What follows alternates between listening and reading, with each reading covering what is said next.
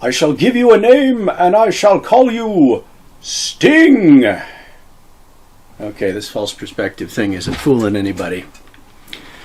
And frankly, if somebody handed me this as my intended sidearm for an upcoming battle, I'd be like, oh hell no, I'm going to break this damn thing.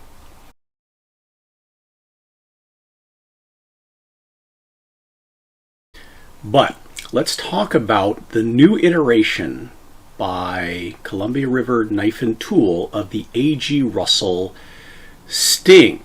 So I'll give you some background on the knife, my personal history with it, some specs, and then we'll see how she performs and potential philosophy of use. Alright, so in the early 80s I picked up an original A.G. Russell version of this knife from my local brick and mortar knife shop. You guys remember those? Yeah. And they had two different basic iterations on the shelf. One version like this Columbia River, one solid piece. And the one I got was stainless steel with a bright polish. The other version you could get had proper handle scales, rivets, and bolsters, and came in a lot of different materials. So a stouter, rounder grip. And I kind of wish I would have gotten one of those, even though they were a bit more expensive. But what sealed the deal for me in the moment anyway was the hand feel of this particular grip shape. And we'll take a look at, with experience, why I think that's a good or a bad thing in a minute. But differences between that original knife and my current version, which I have to do by memory, and then that'll become clear in a moment. Like I said, the original version was all stainless with no coating. I don't know what kind of steel it was. I could probably do some research on that.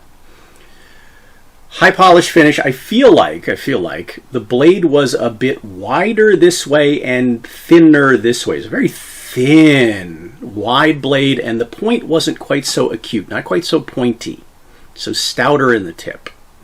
And I felt like it would be potentially fragile.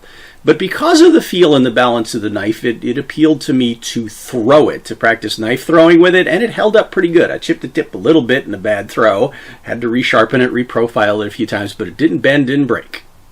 So, pretty impressive. Felt good in the hand, but had some definite limitations. One thing it was good at, though, was easy concealed carry as a backup knife, and we'll talk about philosophy of use here in a second. What it's good at and maybe not so good at. But it came in what I thought was a pretty nice leather sheath with a metal belt clip, but no retention. So you had to wear it vertically. And it hugged up nice close against your body, didn't snag on anything. That was nice. However, the reason I don't have it anymore is because a good friend at the time, came to me one night. He was going out to what he described as some potentially sketchy places, and wanted some kind of personal protection, and convinced me to loan him something, and he was a good enough friend I decided to give him my Sting for the evening. Well, the sketchy places that apparently he was intending on visiting, that he was going clubbing. He was going clubbing. So he came back 3 sheets to the wind at some ungodly hour of dawn with an empty sheath. So, yeah, that taught me not to loan anything that I care about, even to a very good friend, because they might not care about it nearly as much as you do. Now, I didn't bother to replace the knife at the time. Neither of us had the money at the moment, and then they quickly went off the shelves and sort of forgotten in my history until I was perusing, what was for sale in the markets. 2010 on Amazon. Columbia River reviving the design, and it was about $35 at the time. I think it's you might be able to find it for around $50. MSRP is like 70 something, but I figured I'd give it a go. Now there are some definite differences, as I said, between this knife and my original, but let's take a look at the current version's specs. Alright, so I don't know what the steel on my original knife was. It was stainless, so I'm assuming a 440 or a 420, because that was what was common back then. This one, as it's marked on the blade and on the listing from when I bought it, 1050 high carbon. So not the highest carbon, high carbon. Now, on some of the more modern listings, I've seen it listed as 1055, which may or may not be a typo or just a new generation. And if you're familiar with 1055, you've probably heard it in the context of being Cold Steel's favorite steel for their swords. So not one that's potentially the hardest for best edge retention and keenest edge, but resilience. It's not likely to chip or break or anything like that. So kind of a mini sword in that sense. So yeah, I've had to frequently resharpen, rehone it to keep the keen edge. Doesn't hold an edge for very long. Also, to protect it, it has a pretty thick DLC coating, which is pretty smooth. And I've complained in other videos about some coatings on some modern knives where their coating is very high friction. It's like sandpaper or worse, like a rhino liner that actually, depending on what you're cutting, it can bind up in the media and make cutting even more difficult, and tends to scuff and retain dirt and all that stuff. This is nice and smooth, and the knife slips through things, and you can see that it's held up pretty well. Now, it's kind of funny that on one of the modern listings, they actually just straight up called it spray paint. Okay, it's better than spray paint. On the cutting surfaces, it's been fine in EDC use. Handle, except for, and we'll take a look at carry in a second, there is some wear on the finish just on the butt cap, the kind of rounded end of it here, which is the part that sticks out when I carry it. So that's the part that's bumping into stuff, and we'll talk about that in a second, as I said. But otherwise, the finish is held up pretty well. It's not the grippiest, and because of the design of the handle, yeah, we'll talk about how that can be a problem. But other specs. Website listing says 3.9 ounces. My scale says 5. So kind of a hefty little knife. Point of balance is into the grip, about right there. If you look at it from the side, there is a nice smooth depression for the thumb, and we'll talk about how nice that is. And then there's some relief cut here. It's right between the two. So if you like a balance that's in the hand versus more blade forward, it's going to feel pretty good. Length of blade, 3¼ inch. Length of handle, 3½ inches. So 6 3/4 inches overall, if I'm still capable of doing math. Blade width this way, 7/8 of an inch. Blade thickness is 5/32. So thinnish, but again, I think it's thicker than my original. Grip thickness, though, is 5/16, so twice as thick. It's a pretty good. I suppose you could. Well, we'll talk about that later. Anyway, so far it's held up as being a pretty good knife. Now, in my jurisdiction, there are limits on carrying in the states that I tend to live and travel in. Restrictions on carrying fixed blade knives in any way, shape, or form concealed. It's got to be open carry. So even if your jacket's over the top of it, that could be a crime. You can carry any kind of folding knife concealed, but not a fixed blade knife, which I find very frustrating. Now, the sheath on this one, I feel, is a massive improvement over the one that lost my last knife. It's not as pretty. It's plastic covered in nylon. And it has a nice little retention clip that fits into that thumb depression, which we'll take a look at a little bit more in a minute. It's got good retention, but not so stiff that I can't draw it reasonably easily. Now, there are a couple of different mounting options it comes with, and there's a couple of connection places on the back. But the main default one, when you strip it down, is this Velcro loop that's definitely designed for horizontal carry. So the way I carried it for quite a while was on the front of my belt, which is why I got scuffed up on the end, because that was the part that was sticking out when I bumped into stuff or leaned up against stuff. But it was very convenient, easy to reach, and also it didn't get me a lot of negative attention. It was pretty unobtrusive. It's all black. It's not terribly big. Doesn't look scary. Kind of blends into a wide belt. Yeah, can't really tell how frightening it is until you draw it and see it's a dagger or whatever it is. Also, to justify it for EDC, I did some modifications. You guys know I like to tinker with stuff. One thing I did was I did some reprofiling on the edge. The original edge was kind of a steep bevel, not the greatest for cutting. And because of the softness of the steel, yeah, I do have to re-hone it on a regular basis, but I mean, cutting's, it's okay. It's not the best.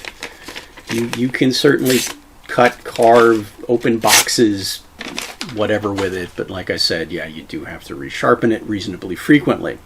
I added my own, you guys know I like tinker with stuff, right? Make modifications. I added my own serrations on one side to give it a little bit more EDC potential. And for that EDC potential, I also, well, you kind of call it the ricasso. The base of the blade, those edges, those were straight and rounded. I kind of put some choil divots in there so I can choke up even higher on an already short blade for fine work. Also because of the design of the grip, we'll talk about this problem in a second, where it doesn't really have a guard. It really does sort of invite your fingers up onto the blade, so I figured, you know, why not put an actual official place for them? So those are some modifications I made for EDC use. And again, it's not the best EDC, but you can use it as an EDC, and it is carryable. Comfortable, doesn't really snag on stuff, not too heavy, but... Alright, let's go ahead and talk about that kind of design philosophy of use, and, well, is it any good at it? At least at my skill level. So first of all, example of how I would carry the thing EDC. On this side of my belt, depending on where my belt loops are, yeah, it might be a little sloppy, but I can reach it easily and draw it. Just pop that seal really quick for a forward grip in the right hand, or reach across and get it with my left hand in an emergency. I can also wear it on this side where I could reach it in kind of a cross draw with the right hand, or get to it pretty quick in the reverse grip with the left hand. But as you can see, it's fairly unobtrusive, at least given my usual look. It's not really glaringly standing out, oh my god, he's got a knife kind of a thing. Just kind of fits into the gear. But yeah, the tip of the handle is kind of sticking out to bump into stuff, which is why that's where it's worn. But it's stayed put, haven't lost it. Sheath is held up pretty good. And I've carried it that way for, you know, a couple of years on and off. But let's talk about function of a knife like this. This is, you guys remember stab him. Now what I've done is I've added what I call a slash pad to stab him, which is about, well, 10 layers of really thick cardboard compressed together. Behind that is that then stacked paper, so I can practice some slashing. Now I'm intending to do a series on comparative slashing with knives of different shapes and designs in both reverse and forward grip, because there's a lot of controversy there. We can also look at stabbing and thrusting in either orientation. But for the purpose of today, knives of this size and design are generally considered, well, one term I've heard for them that I think is very apt is the get off me weapon. If in an emergency, in a pinch, somebody's basically on top of you and you need to, well, discourage that, make some distance. So, length of blade versus width of blade. Length of blade, unless you hit somebody, and again, this is for academic purposes or theoretical self-defense, I'm not encouraging anybody to go out and do anything criminal. But unless I catch somebody in some very select areas, I'm probably not going to get a lethal wound in one shot, at least not with a lot of guarantee. A couple of areas that, yeah, we won't talk about that. You can probably guess what they are, maybe for another video. But the width of the tip. One of the things I mentioned in other videos is I tend to prefer thrusting actually with knives that have a stouter tip. One, they're less likely to break. But when it comes to a self-defense application, especially get off me, this dumps more energy and it makes more of, shall we say, an impact, an impression. The analogy I use is the difference between stabbing someone with a hypodermic needle versus a shovel. This leans more towards the shovel. So while this is not going to cleanly and easily slip through materials and, well, targets, when it hits, the person that gets hit is definitely going to know about it. And that's kind of what I want in this scenario. I want to make an impression.